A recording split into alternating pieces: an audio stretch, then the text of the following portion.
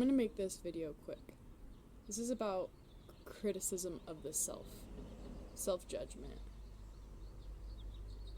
It can be so freaking brutal.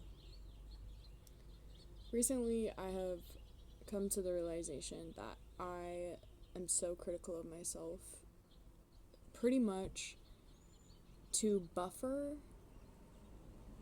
any external criticism from like hurting me, I guess. And like when people go through trauma, when we go through trauma, and trauma is just inherent to life. Like trauma is just life is traumatic. You know, and we are going to internalize it a certain way. It can vary. However, there's two common coping responses when we endure trauma, especially at the hands of like maybe abusive people or just within social situations and scenarios. We can either become a bit abusive to other people, we can explode on other people and just we have the pain from our own traumas and our own hurts, and we continually put it on other people, or we tend to implode and to criticize ourselves and to it's like if you are putting it out, like both of these methods, these coping mechanisms are ways to grasp for control. They're like protective mechanisms to grasp for control over your own like safety, right? So if you are becoming the abuser and becoming a perpetuator of trauma, you all of a sudden have this illusion, or it seems that you have control because you have power. And if you decide to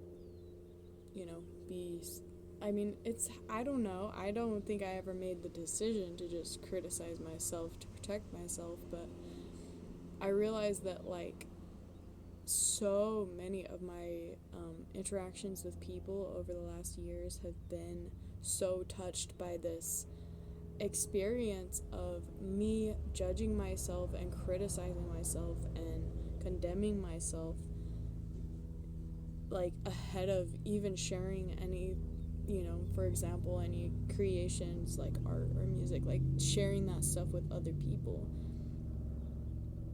Y'all, sorry. I hope this is making sense. I feel like I'm a little I can't talk, but I'm trying. I never made the decision. I never consciously decided that I was gonna do that to protect myself. However, it has been something that has touched, I feel like, every aspect of my life that I could think about. Like, anticipating the pain, anticipating the bruise. I'm writing a song. Anticipating the bruise. It's like you hurt yourself ahead of time so that when other people hurt you, I don't know. It's something that we just do and we make room for in our psyches. And it's wild. Like, as I'm just reflecting on my own experience with that, and like I know I've had this sort of relationship with self-criticism. Like, I know that. And it's held me back from so many things. And the funny thing about this is that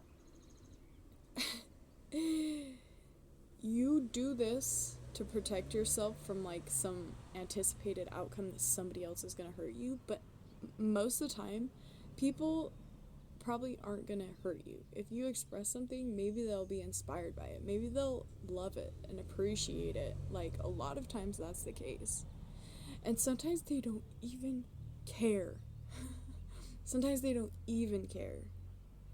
So then to understand that a lot of times people love it or they just don't even care, and then to understand that through every single experience you've been traumatizing yourself, you've been condemning yourself, you've been telling yourself you weren't good enough, instead of just like trying something, like, or you know, anticipating abuse in relationships. You know, that means friendships, any type of relation to another person. Like, to realize that you've spent all that time, every single experience and every single notion has been marked by the fact that you are criticizing yourself to protect yourself from a world that is probably less harmful to you than you are to yourself. Wow. Wow. Like, is it really necessary anymore? Gosh. You know, sometimes when we're in the middle of like trauma, when we're still like living through a lot of responses, we can maybe recognize. Maybe we can recognize. Okay. Mm. Should I go into this on this video? Should I leave this where it is? I'm gonna leave this where it is, and I'll make another video. I love you. Bye.